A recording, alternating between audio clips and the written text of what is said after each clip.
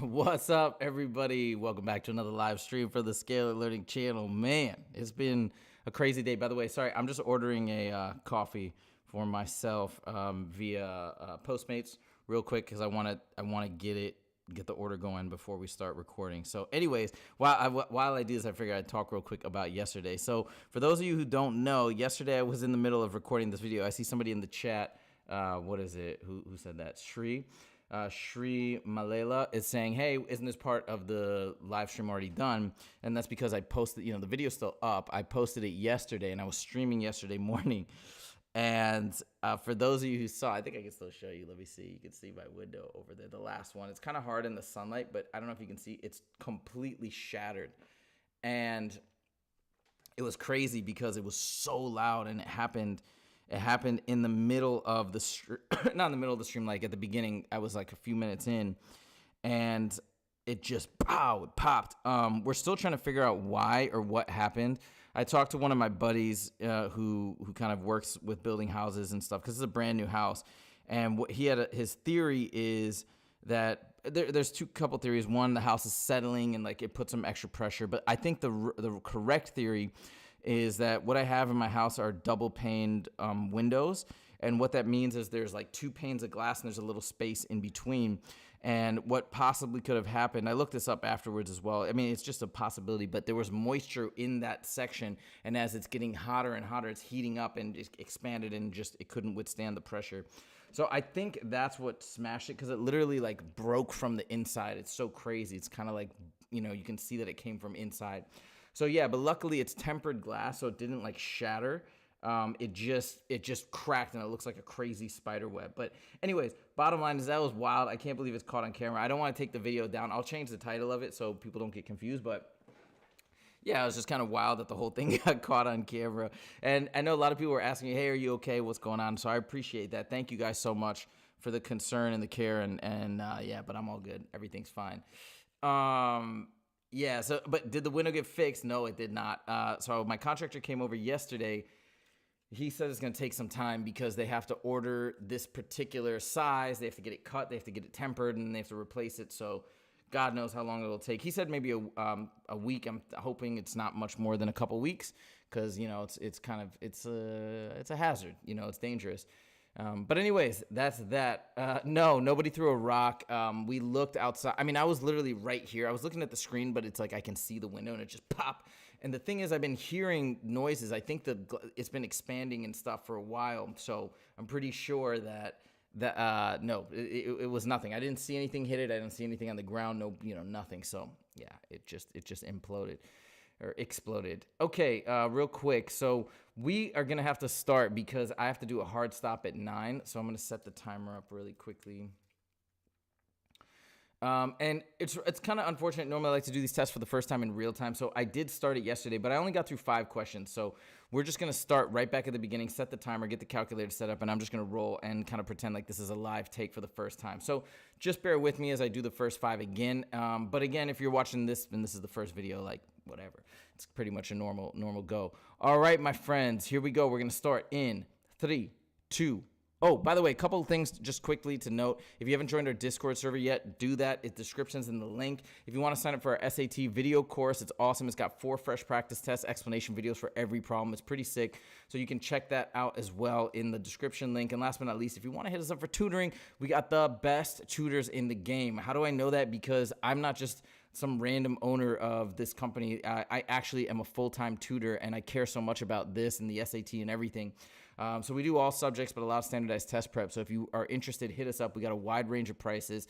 So whatever's going to fit your budget, just let us know. Okay. All right, guys, here we go. We're going to start in 3, 2, 1. Let's go. Start the timer. A school choir has 42 members. If one member of the choir is selected at random, what is the probability of selecting a senior? So there are 9 seniors, 42 total. That's the probability done. Hold on, let me move this like this.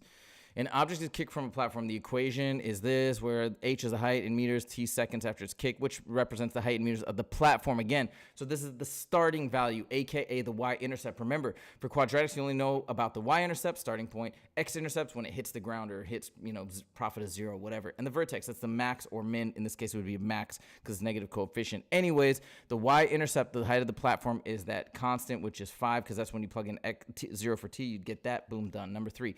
If m% of 300 is 150, okay, so what percent of 300 is 150? You can do that mentally. That's 50%.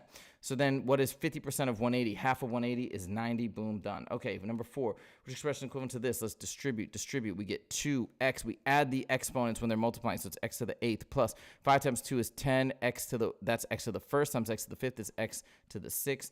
2x to the 8th plus 10x to the 6th, done. Number 5. Okay, this one I remember. So you can solve for x individually, or you can divide both sides by 2, because watch this. We're trying to get 2x plus 8. You divide everything by 2, you get 2x plus 8 equals 24 divided by 2 is 12. So the answer is 12. X, of course, is 2, but they're not asking that. Okay, done. Number 6. Okay, this is where I ended last time. The graph shown, x is non-sale price online, where x is non-sale price, y is sale price. So when it's 40, it's 30. When it's 60, it's 40. When it's 80, it's 50. Wait, what? Total. Hold on. Oh, sale price, non-sale price. Okay, got it. So, okay. So $0. So when it's $20, it's 10. Got it. Okay, whatever. Which equation? It doesn't matter. We're trying to get an equation to represent y, x, and y. So it's got a y-intercept of 10, and these are on slope-intercept form, so that's cool. And it's got a slope of, let's see, 20. So it's going by 10. And so you have to be very careful here. You have to be careful here because this is going up by 20, this is going up by 10. So this is my strategy here to calculate slope. Choose a coordinate, 20, 20. And then choose another coordinate, what is that, 50, 80. And we subtract down. So 80 minus 20 is 60. 50 minus 20 is 30. So the slope is 2x plus 10. And then we'll just double check. If I plug in 100, I should get 210.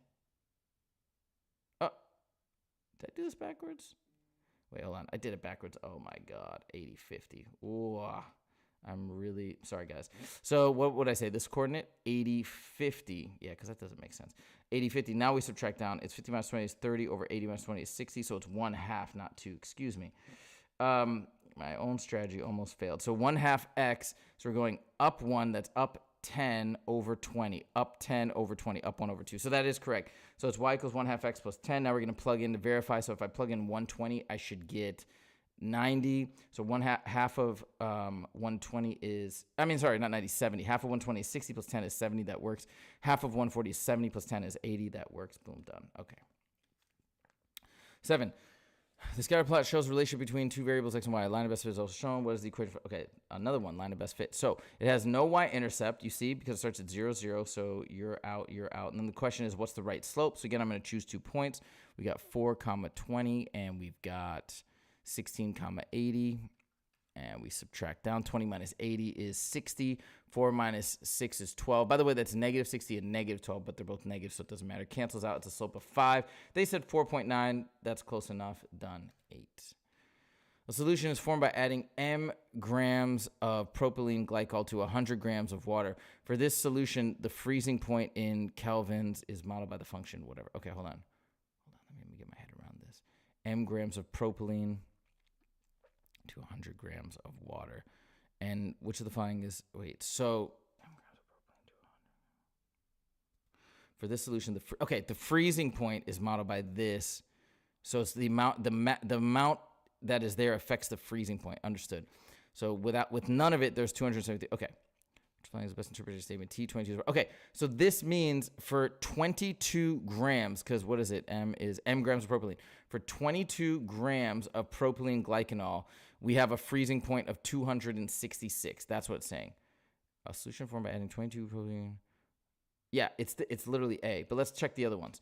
So because this is a little function notation too. T of 22, meaning 22 is M, and M is the mass of the propylene glycol. Nope. For every 22 grams of propylene glycol, the freezing point of the... No, that's totally wrong because no. For every 266 grams... No, this is out, so it's A.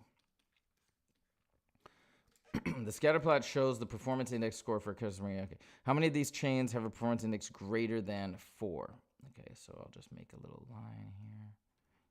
So here's 4. I mean, this is pretty straightforward.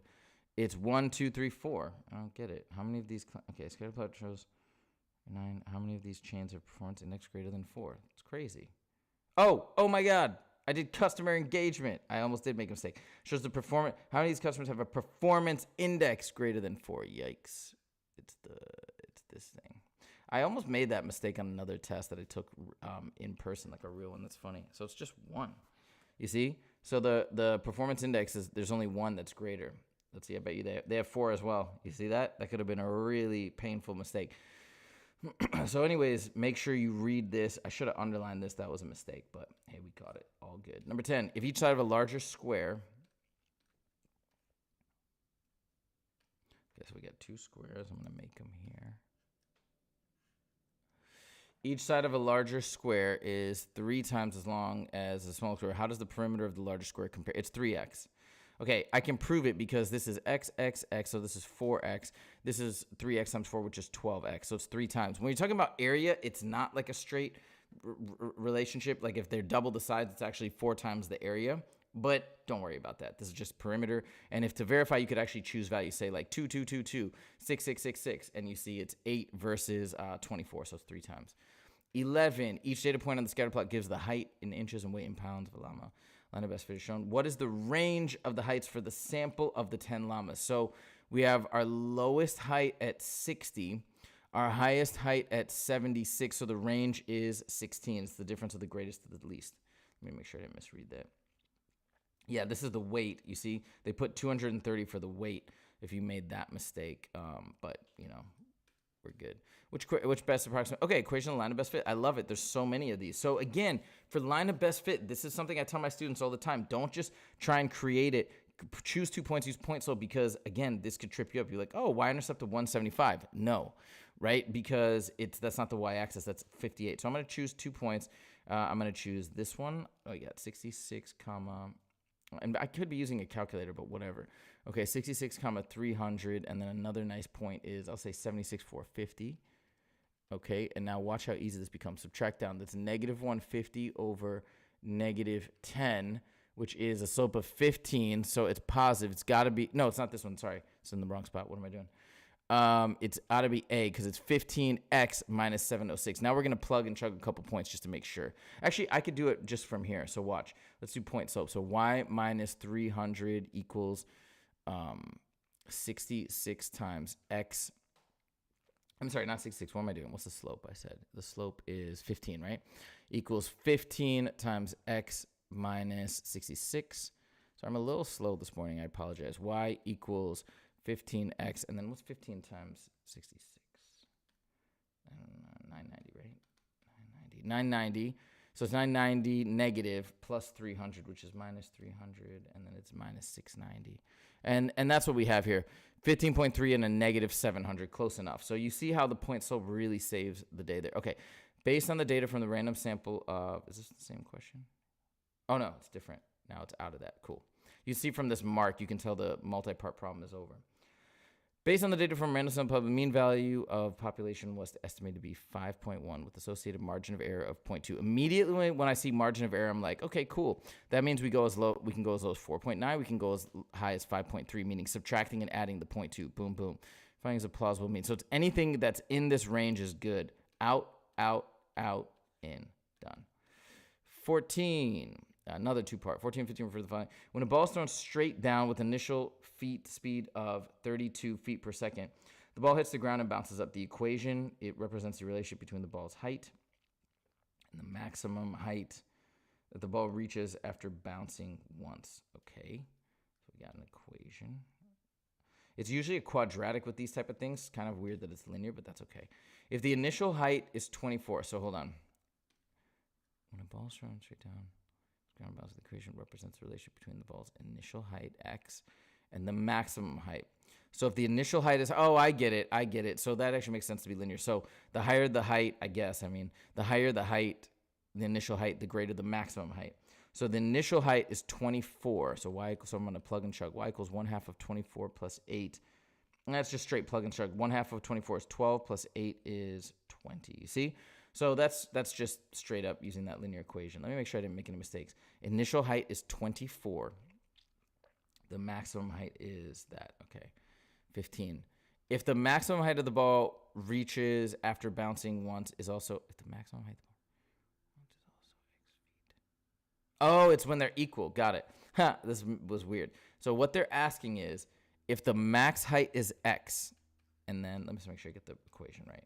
The max height is x, so x equals 1/2 x plus 8. What is the value of x? So let's just solve this. So I subtract 1/2 x from both sides. I get half x, because 1 minus a half is a half. Half x equals 8, so x equals, multiply both sides by 2, right? X equals 16.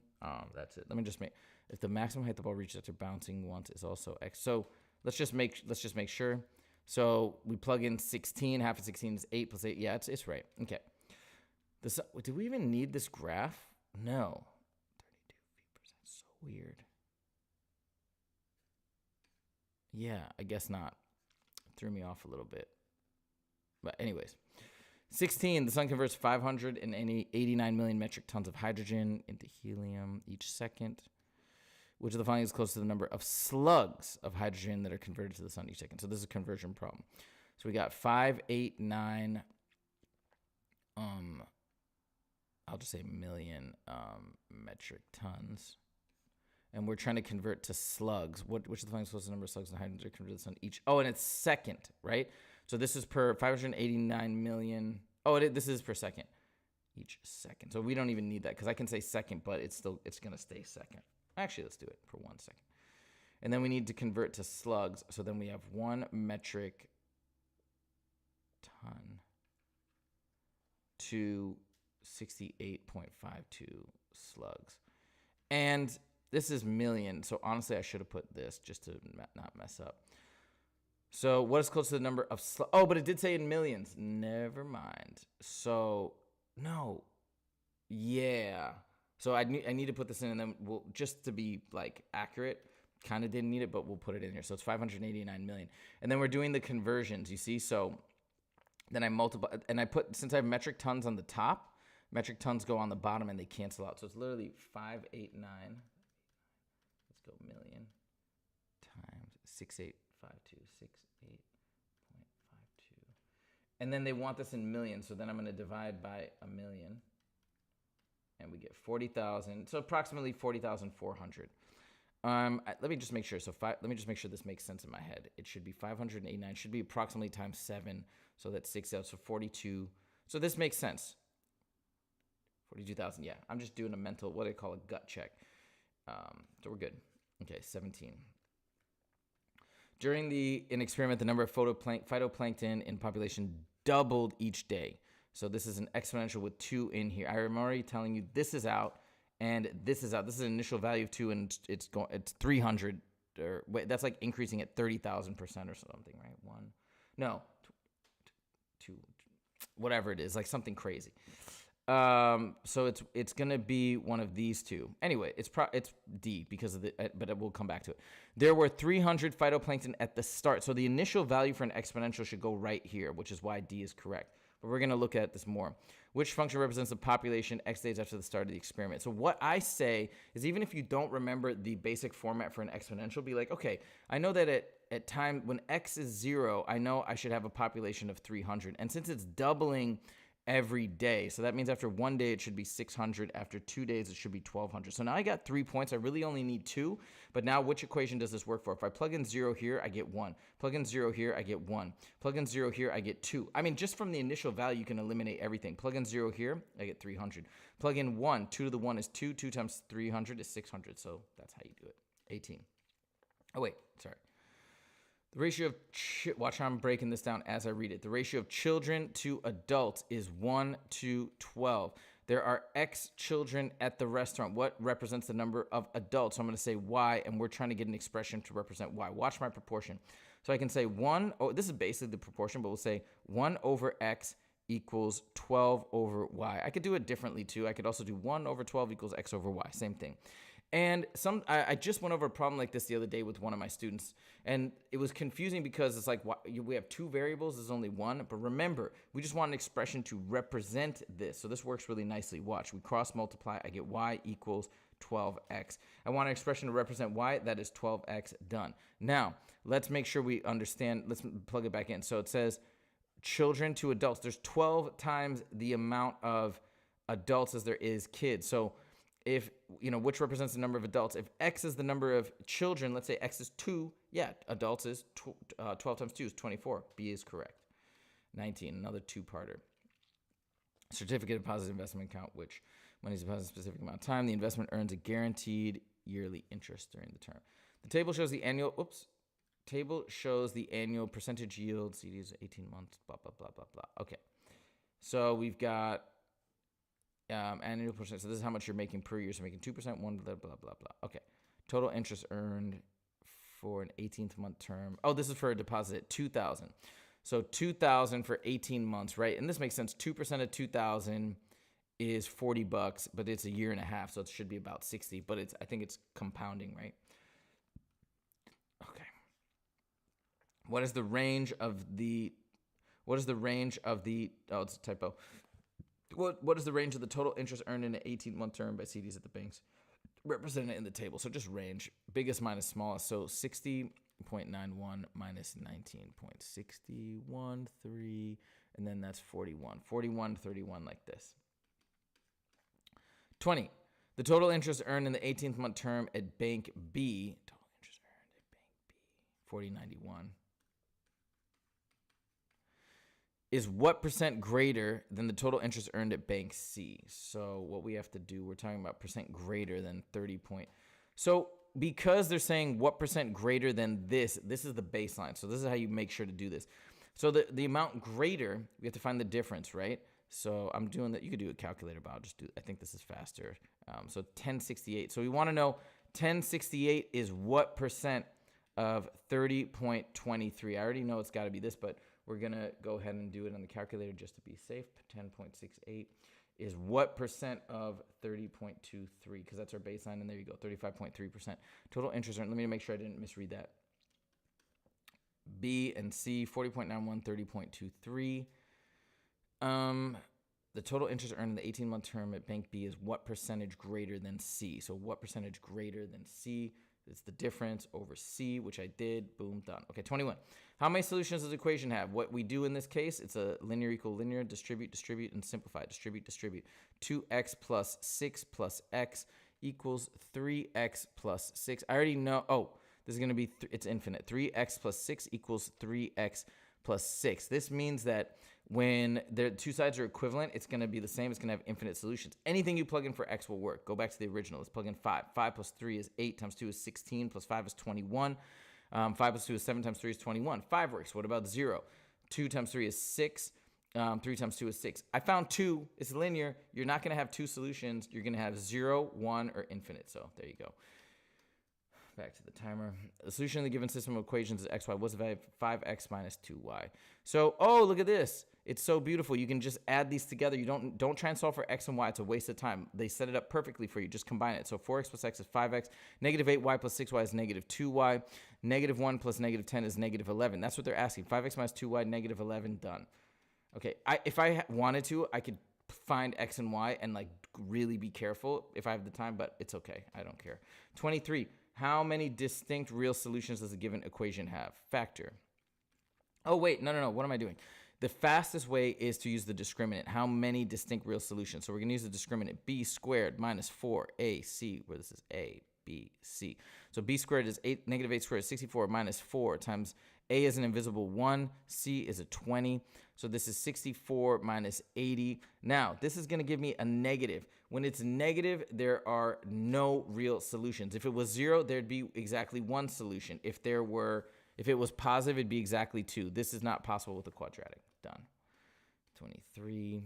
24. Teachers and students over seminar. Each student will lead a group of no more than 8 students. Hold on. Let me highlight this. The room for the seminar can hold a maximum of 58 teachers and students. So let's say students is X, teachers is Y. This is a system. So can hold no more. Oh, wait. They used S and T. Oh, it's easier.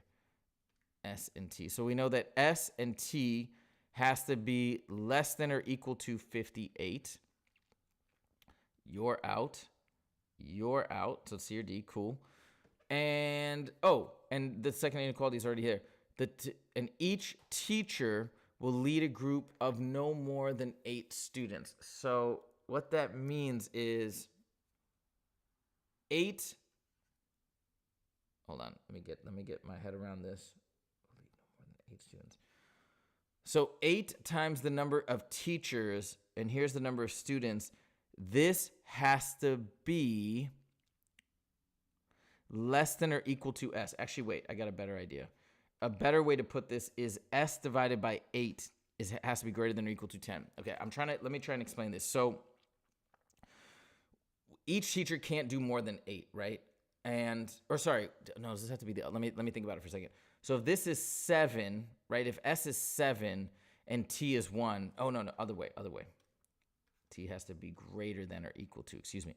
Okay, now I can explain why. So if S is, let's say there's 8 kids and there's 1 teacher, that's okay. If there's 2 teachers and 8 kids, that's okay because it'd be 2 is greater than 1. If there's 7 kids and 1 teacher, that's okay, right? Because it's 7/8, 1 is greater than that. Because every teacher can only do a max of 8. Now watch this. What if teachers is 1 and there's 9 students? 9 over 8 is too big. It's bigger than 1, so that will not satisfy. So this is the correct inequality. Now, they don't have that. I can see because it looks like they multiply. Oh, they do have that. Look at that. So this is it right here. And then even if you didn't know that, what you could do, so I try to derive it myself, but you could go through and check these two and be like, all right, well, I know that if I have 8 students and 1 teacher, this should be legit. But if you plug in 8 and 1, you get 1 is greater than or equal to 64. It's false. Here, 8 and 1, it actually works. 2 and 15, it works. So it's gotta be D. Boom. All right. 25. Figure shown is divided into 100 squares of equal area where 60 squares is shaded. So it's 100, 10 by 10. If one of these squares is selected at random, how much, how much greater is the probability of selecting a shaded square?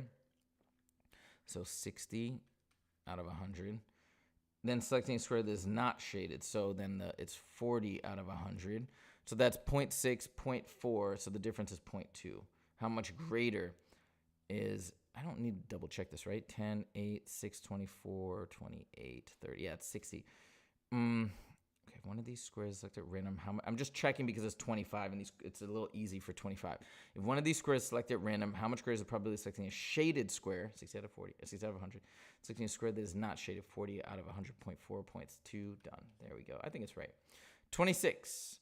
What is the y-intercept of the graph of this in the xy plane where a and c are positive counts? What is the y-intercept? So just plug in 0 for x. So y equals a times 17 to the 0th power is just 1 minus c. A minus c. So, that's the y value. So it's 0, comma, and then the y value is a minus c. It's this one. It's d. Y-intercept is literally when x equals 0, but they all have 0. So even if you forget that, you were like, oh, well, everything is 0. I got to plug 0 in. You plug it in. Just remember, negative c is the one that some people might get mixed up on because you're like, hey, 17 to the 0th power is 0. It is not 0. Anything to the 0th power is 1. All right. 27. Alia sells nature photos and videos. Fixed amount of photos sell different fixed amount. The graph models the possible number of photos P and the videos V. This is P. This should say V, and it says Y. Okay.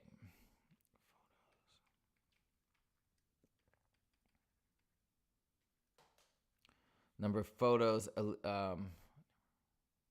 Also possible number of photos and videos. Wait. Got it. Aaliyah can sell to receive. Oh, $300. Got it.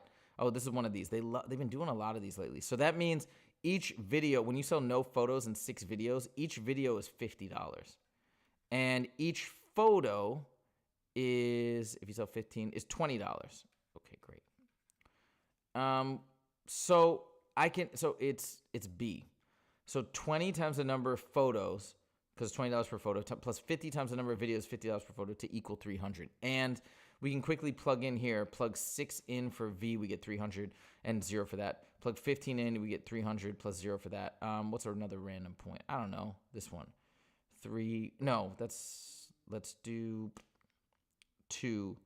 V would equal 2, and V equals 2, and P would equal 10. Right? If V equals 2, P equals 10. So it's like, it's pretty good. Okay. I don't know. It's definite, but I think we've done enough confirmation, so I'm not nervous. Okay, 27, 28. Wait. A cross section of, oh my God, it's 20. Okay. Cross section of the planet. Actually, we're doing great on time. Cross section of the planet Mars is shown. Each of the 3 layers is spherical. The radius of Mars approximately. Radius of Mars is 3390. And the radius of the core is about half. So it's like 1,695. 1695, right? Which of the following is close to the total volume in cubic millimeter of the mantle and crust combined? So it's this out. So basically take the whole thing minus the core. So it's pi r squared minus pi r squared. Which of the following is close to the total volume in cubic kilometers of the mantle and crust combined? Just making sure I didn't misread that. Okay, obviously we're going to use a calculator. So 3390 squared times pi equals this minus, we got to make sure to put parentheses, pi times 1695 squared. And we get this thing, which is 27 million approximately, which I think is the first one. Ooh, these other ones are so different. I don't like that. Hold on. 27, 1, 2, 3, 1, 2, 3. I mean, why are these so different? That just kind of scares me. Hold on, let me think about this for a second. Pi r squared. 36. Yeah, I mean, these don't even make sense. Oh, hold on, let me just make sure.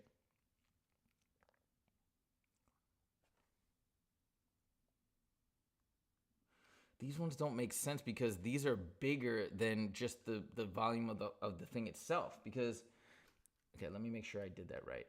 3390 squared times pi. Of course I'm doing this right.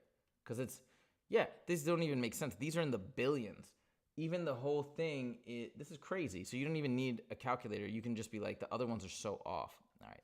That just tripped me out because, okay, look. Honestly, I think you should be wary as well when you're on 28. Because 28 is supposed to be hard. And it was pretty straightforward. So, like, that's alarm bell should be going off.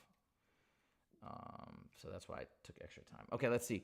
The triangle element and PQR have an angle measuring 60 and given side length as shown. So side angle not drawn to scale. Which additional piece of... Oh, another one of these proved that they're similar. So what you can do, if you remember the similarity theorem, so it's probably intuitive. There's a side angle, angle side angle theorem. So like if I know this angle and actually, no, I don't even need that because angle is a theorem. So if I show that one other pair of angles are the same, they have to be similar.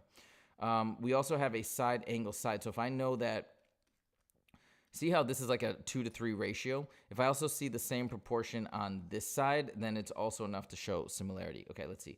The length of segment PQ, and this is it right here. Look, length of segment PQ is 2/3 LM. That is enough because that gives me side angle side, okay? It's sort of like the side angle side for congruence, but this is side angle side for similarity. All right. The length of segment PR is 2/3. Oh, okay. This one won't do it, okay? Because you need side angle side. This would give me angle side side. That's not a similarity theorem, right? So this one is not enough. But this side is good enough. So 1 is legit, 1 is sufficient, but 2 is not. Yeah, there we go. They do not, these, like every SAT now is this problem, this type problem. Which one is sufficient to prove? Okay. Which of the following statements best compares the mean and median of the data shown? All right. So, oh God, I don't want to do that. Okay.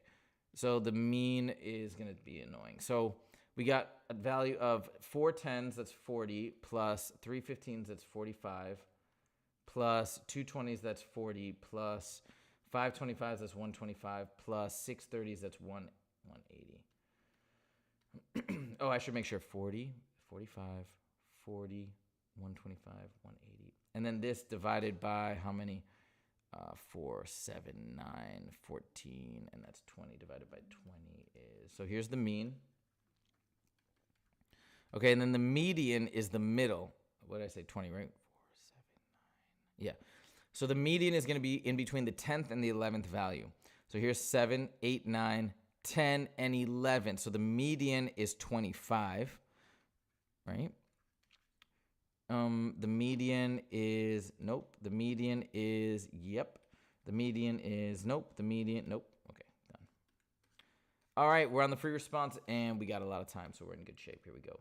23 minutes, but we're going to finish sooner. The graph of the linear function shown was the y-coordinate of the y-intercept of the graph. Ugh, it's so hard to read this thing, but there's the origin. I think here's the, oh yeah, it was the y-intercept of the graph of f right there. It's 1.5. So just make sure you don't misread that, but you see it's going up by half, 1, half, 2, half, 3, y-intercept, boom, done. 32. Scatter plot shows a relationship between two variables, x and y. Line of best fit is also shown. For how many data points does the line of best fit predict a greater y value? Does the line of best fit predict a greater y value than the actual y value? So here's an actual y value under the line of best fit. So that's 1. Here's under 2. Here's under 3. And here's under 4. So line of best fit predicts greater. So meaning line of best fit is above. It's 4 points. Done. 33. The line equation y equals x plus b, a, b are constant slope of -2, passes through the point 3, 8 in the xy plane. So what does the value of b? Okay, so we're finding the y-intercept basically. So I'm going to use point slope. So y minus 8, the y value here, equals the slope of -2 times x minus the x value here, which is 3. And then we distribute to find ax plus b, y-intercept format. So it's -2x. -2 times -3 is 6, but I'm also going to add 8 to the other side simultaneously to get rid of that.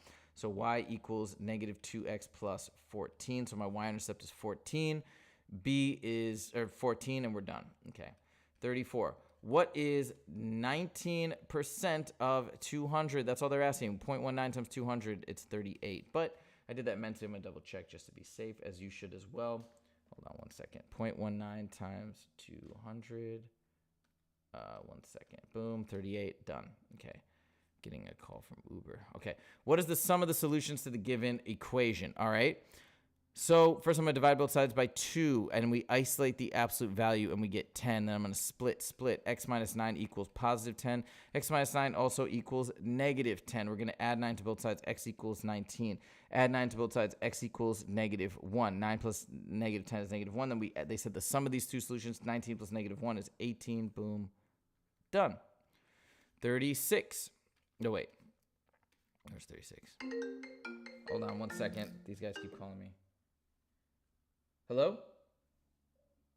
Hello? Yes? Yes. Okay.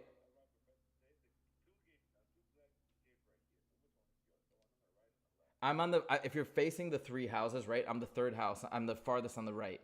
1902. You should see it on the mailbox, I think. Oh yeah, 1902. It's to the right of that one, I think. So I'm at the very corner. Yeah, like there's like an alley next to me. Hold on, man. I'll step outside. I'm in the middle of a video, but I'll step outside. 1 second. Hold on.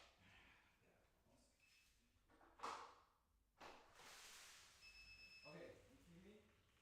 Right here. All right, I gotta go back inside.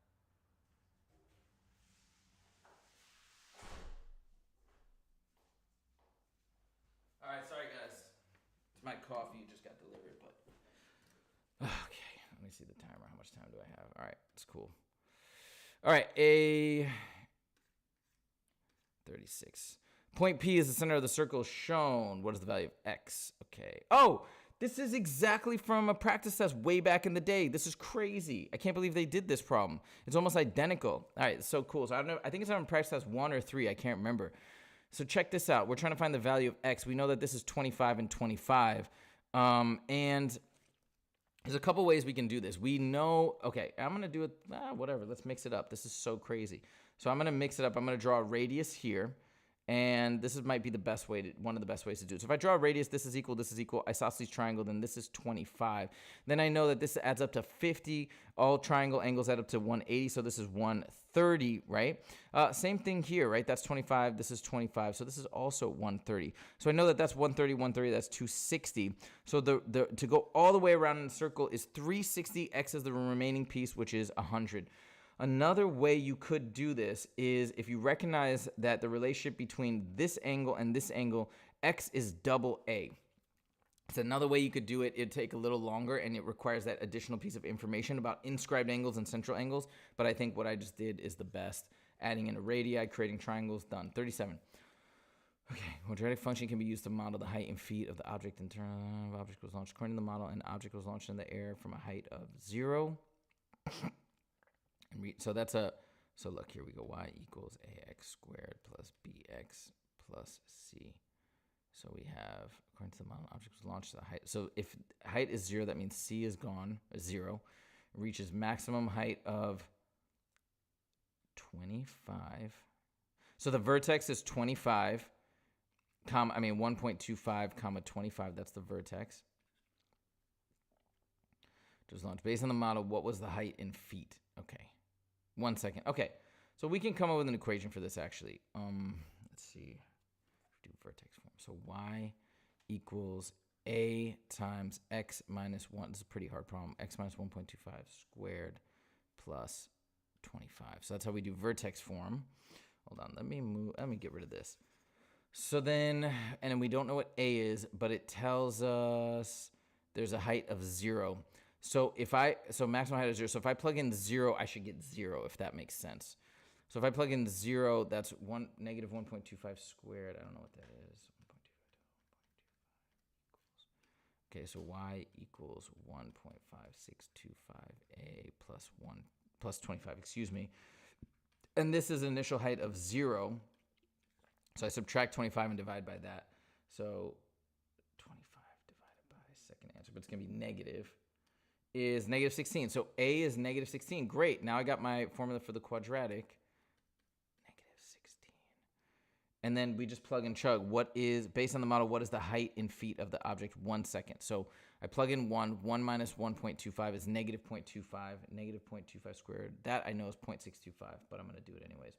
I think anyway, or 0.065. I don't know. Squared. 0.065. Good. And I did that in there.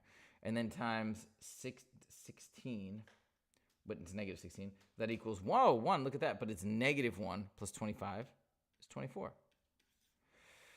Okay, so it reaches its maximum height of 25 feet. And that makes sense. It can't be greater than 25. Right before then, it's reaching 24 feet. It's just weird because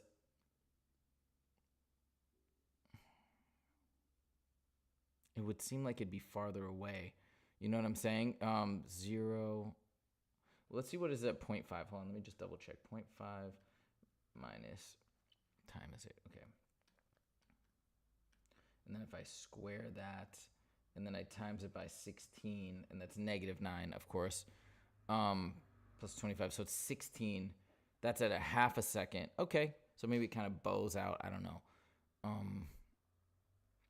I think it's right. It just seems awkward to me. I'm going to roll with it and just move on because I don't know. I think I did the math correctly. 24. Hold on. Let me just double check. Minus. You get 1/4. You get 1/16. That's negative 1. Yeah, I think it's right.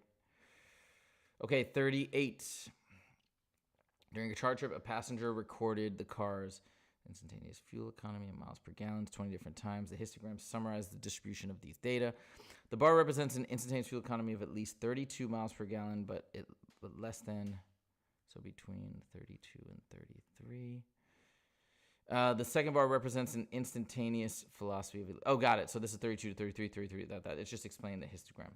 During the trip, how many times did the passenger record a instantaneous fuel economy of at least 34, but less than 36? So we just add these up. So it's 6 and 4. So it's 10. It's not too bad.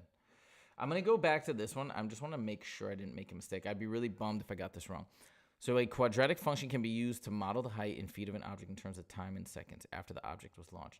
According to the model, an object was launched into the air from a height of 0 feet and reached a maximum height of 25 feet. What can I do here to verify? I mean, here, you know what? I'm going to graph this. I'm going to graph my equation in Desmos. So I know you don't get Desmos on the test, but it'll be like my graphing calculator. Because I want you guys to see what I'm doing. So negative 16x minus 1.25 squared plus 25. So this means at an initial height of 0, we're 0. That makes sense. This gives me my max height of 25 at 1.25, which is what we want. And then at 1 second, it is 24, huh? And then it just doesn't, for some reason, this doesn't seem right to me, but it must be right. And then it hits the ground at 2.5 seconds. Doesn't say that, but I think we're good. Okay, I think we're going to stop the timer. We got time left to spare. Now, if you're taking this test yourself, obviously don't do what I'm doing in that sense. Don't just stop and chill or do whatever. You want to use the extra time to grade and make sure you haven't made any mistakes. I have caught mistakes many times in that when I'm taking it for real. So it's really, really advisable. Okay, here we go. Let's grade this. Let's get the red pen of justice and let's see what we got here. Boom, boom, boom. Okay, number 1. So we got B, C, B, C, B, C, B, and C. Number 5 is B, C, B, A. B, C, B, A. Number 9 is D, A, A, A. D, A, A, A. Okay, 13 is C, C, D, D. C, C, D, D. Cool. 17 is D, B, C, D. D, B, C, and D. 21 is D. What am I doing? D, D, A, D, D, D, A, D. 25 is A, D, B, D. A, D, B. No! I got 28 wrong. How did I get that wrong? Oh. And the mantle and crust combined. So I was worried about this one, right? The radius of the core. What did I do? Okay. Oh my God. Now I get it, guys. Now I get it. Volume. I was doing area. Oh, it's a sphere. That's why I was so confused. For those of you, I haven't checked the comments yet, but I'm sure people caught this. That is terrible. Okay, now I get it. Yeah, see, I remember I was telling you guys something didn't seem right, and these answers were too different. So that's anyways my instinct. So I used the wrong formula. So it's 4/3 pi r cubed. Okay, so let me do it really quickly so you guys can see what the right answer is. Oh man, all right, that's such a bummer. So 4 divided by 3 times pi, and then times the radius cubed. That's 3390 cubed. How did I just do that? That's so funny. Okay, so that's the volume of the whole thing, and then it's this minus, and we'll put some parentheses here. 4 divided by 3 times pi times 1695 cubed is, and so that's the subtraction. So it's 142. Yeah, it's 333. It's billions. Remember, I was like, how is this billions? Okay, that's why, because it's volume, not area. So D is the correct answer. Man, that's so tricky. It's a good one. Okay, back to the answers. If anybody caught that, you're a legend. All right. 29. Okay. Oh, I'm so mad. Okay, so that's A and that's B. Silly mistake. Okay. 31 is 1.5. 32 is 4. 14, 38, 18, 100, 24, and 10. Okay, let's see what we got here. What are the comments? I want to see if anybody caught that one when I was doing it. Take this exam. Relax. You got this. I like that. I like that. People caught the volume. It's amazing. Hold on. Something August SAT. Oh, dang. People are putting in answers. Yeah, all this stuff is available on Reddit. Also, first time live stream. What's up, Jeremy? Welcome. Moon, welcome. Okay, and my first session for the day starts in 3 minutes. No, nobody threw a rock at my window. It just exploded. I still hear the popping, by the way, in these windows. So I'm like really freaked out. For all of you who are going to take this exam, relax. You got this. Shirtless guy. Yo, I'm not shirtless. It's just tank top. It's got sleeveless maybe. I think it is always a good idea to memorize these formulas. Yeah. But this is, let me show you the one that I got wrong. No, I can't take the August SAT. They don't let me. I'm taking the October one, though. I'm registered for it. Look, here's the volume of a sphere. It's just so sneaky. Like, that one was so sneaky. I just didn't think because, wait, did it even say? Let me see if it said sphere. I mean, it said volume. I should have known. Like, we're not talking about this area. I don't even know, man. It was so crazy. And then they had this answer. These guys, that was good. I take my hat off to the College Board. Okay, I got to go. 1 minute, and I got to start teaching.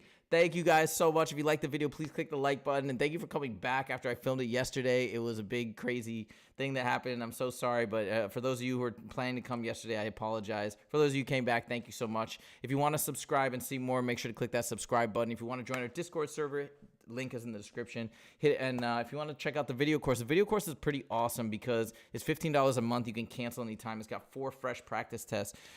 Really, really awesome tests that we made ourselves. And last but not least, if you want to hire us for tutoring, hit us up, tutoring@scalarlearning.com. Go to our website, scalarlearning.com, and you can also call on our Google Voice number. Thank you guys so much for joining, and I will see you in the